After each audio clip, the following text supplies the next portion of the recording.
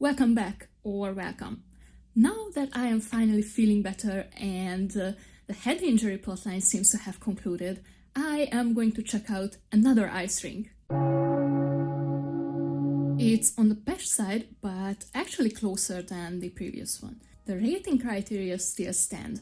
Size and shape, size of the crowd, the type of people, storage options, music, and the overall value I get for the price. Well, what I can tell you for sure is that it's an outdoor rink and more expensive than the one in Budapest, namely 2,500 forints from Monday to Thursday and 3,500 forints from Friday to Sunday. And on top of that, you are charged a transaction fee if you decide to buy the ticket online in advance.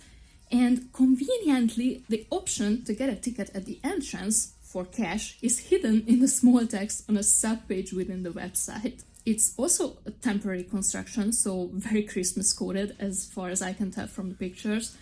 And it not only has a huge Christmas tree in the middle, but also a car that I guess you can win somehow. The website says that there's a cloakroom and another room where you can change. But what I'm concerned about is whether they are free, whether you can freely access your stuff in the cloakroom or there is someone you need to bother, and whether you can actually lock up your skate bag and similar items in the changing room. I really dislike unclear language, to be honest, and sometimes it makes me so uncomfortable and anxious that I simply choose to miss out on experiences. But being on this quest and having introduced it as a plotline is quite helpful. Depending on the lighting and the crowd, I try to get similar footage as last time. As for accidents, let's hope for the best. I'm going to play it safe.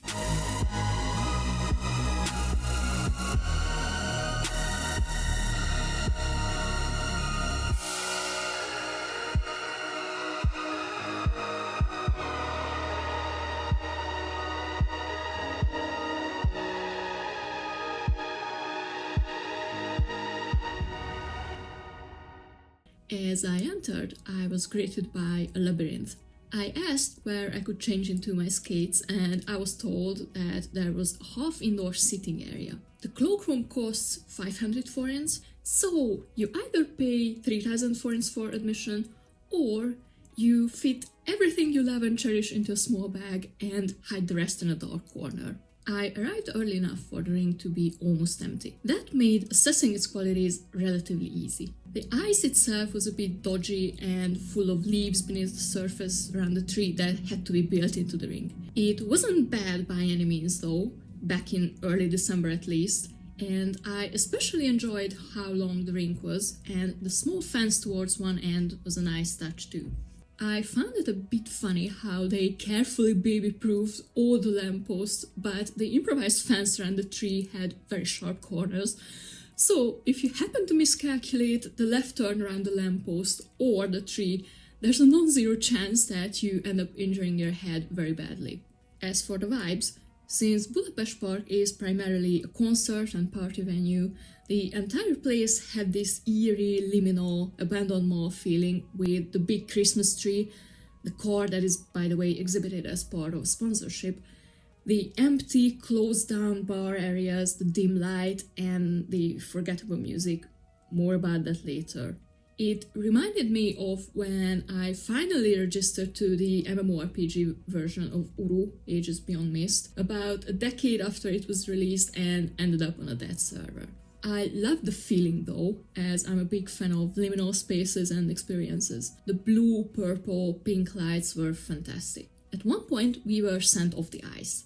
The disembodied female voice called the half-indoor sitting area Hütte, which made me giggle a bit, and enticed us to consume at the concession stand. It was getting really cold, but fortunately I found the only heat lamp in the Hütte and a very interesting vending machine.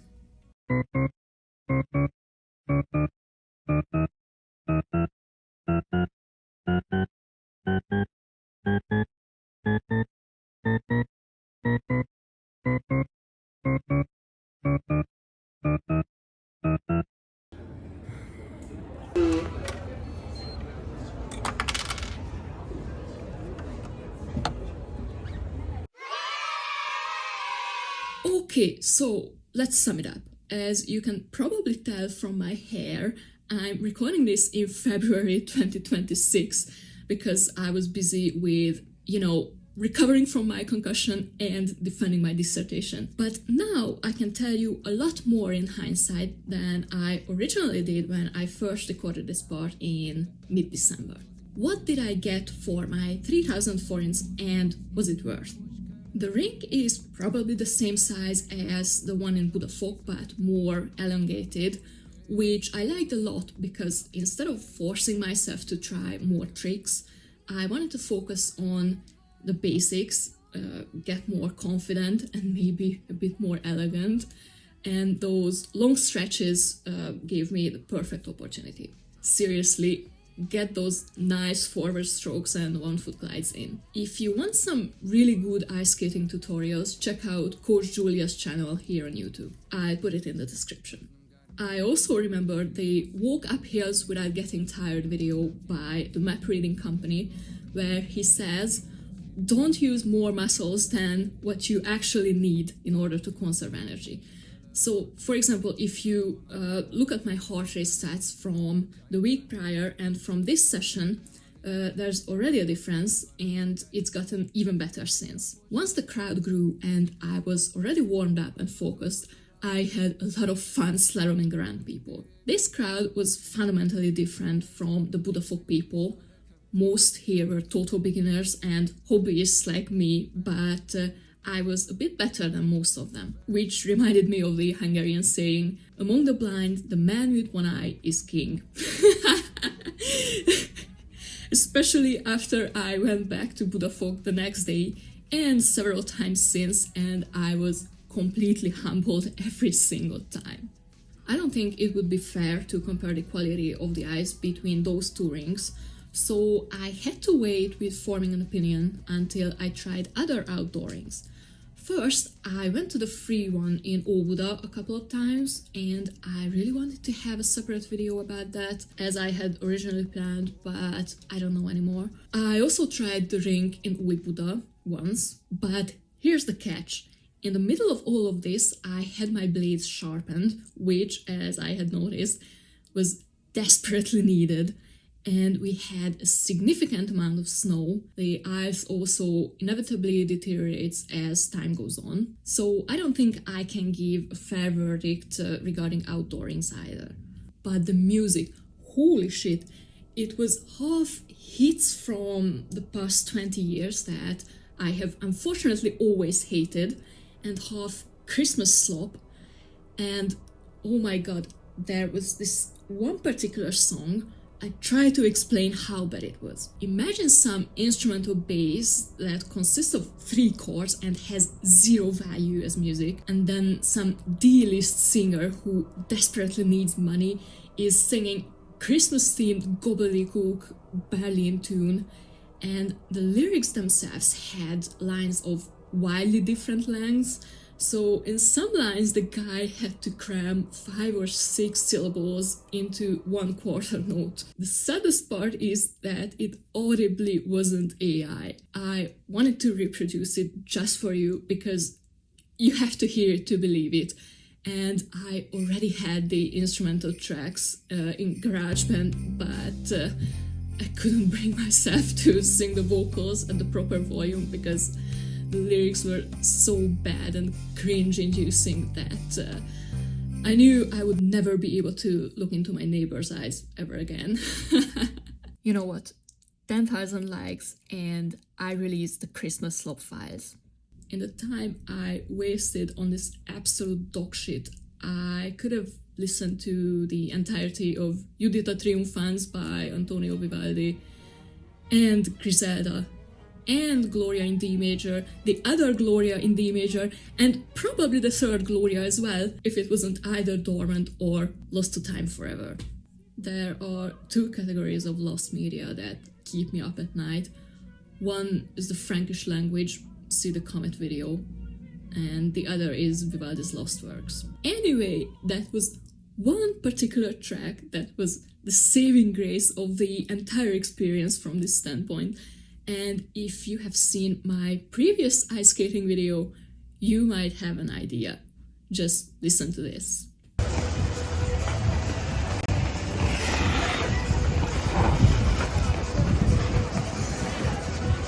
The music was similarly bad each time I went, but one time I accidentally ended up at some kind of techno party with a terrible crowd, at least initially, but consistently good music.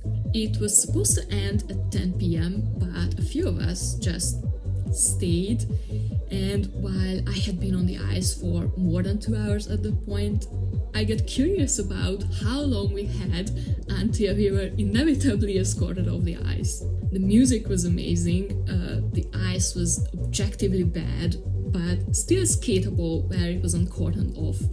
And we were allowed to stay until 11:45 p.m. when the entire venue was going to be closed. It was very cold, -4 degrees. I was exhausted, but it was easily worth for the techno remix of the first movement of Vivaldi's Winter.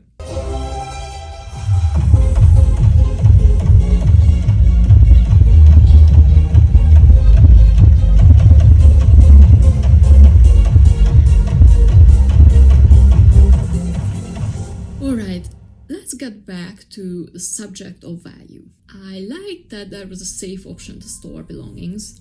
I didn't particularly like that it costed 500 forints. It was also a pro that it was open every day and open earlier than the Budapest rink. However, the toilets were disgusting and nobody cared to clean up the snow, which ended up melting and refreezing several times, and it formed a coat of ice on the deck and the carpet. It was extremely dangerous and also a bit irritating for the price. And all the venue did was put out those plastic caution signs, which I found quite insulting. So I would say that coming out once or twice a week wasn't a lethal blow to anybody's budget with a decent income, but the value for the price declined to the point by mid-January that it would have been only fair to lower prices by at least 500, but preferably 1,000 forints. Either way, I couldn't resist buying merch. Oh, I'm so easily influenced, oh my god. But it looks good, doesn't it? To wrap up vlogmas, now that it's early February, it obviously didn't turn out the way I planned, but I don't think it matters that much in the grand scheme of things. It motivated me to come up with smaller scale ideas and post more. It also had a narrative arc, which might not be ending yet. First off, maybe you will get the third ice skating video, maybe, but as for the hiking vlogs, first we had weeks of rainy, slimy weather in December, and then an entire week of snowstorms in January, so the Visegrad Mountains, and especially the route I showed you, were out of question. It wasn't purely a common sense decision either, as authorities explicitly warned hikers not to even think about visiting the Vadálló rocks. However, I recorded a vlog in the same area back in September that I had to shelve for a few months, and I've been going back and forth about whether I even wanted to post it because the audio got messed up. But I think the two videos would be a nice pairing, or even just the September vlog could be an interesting watch in itself. And I promised you in the comet vlog that you'll learn everything about my ankle sprain. Because yes, I apparently cannot go a full month without some sort of freak accident. I had an ugly fall in November too, just for good measure, and that's where the red spot on my hand in the previous few videos comes from. There's another video that I wanted to record and post around the end of the year, but it's still not too late in my opinion. I have no idea which video will come out first and exactly when, because there's always something new and interesting coming up, but they are going to be fun, so subscribe. Until next time, take care, bye.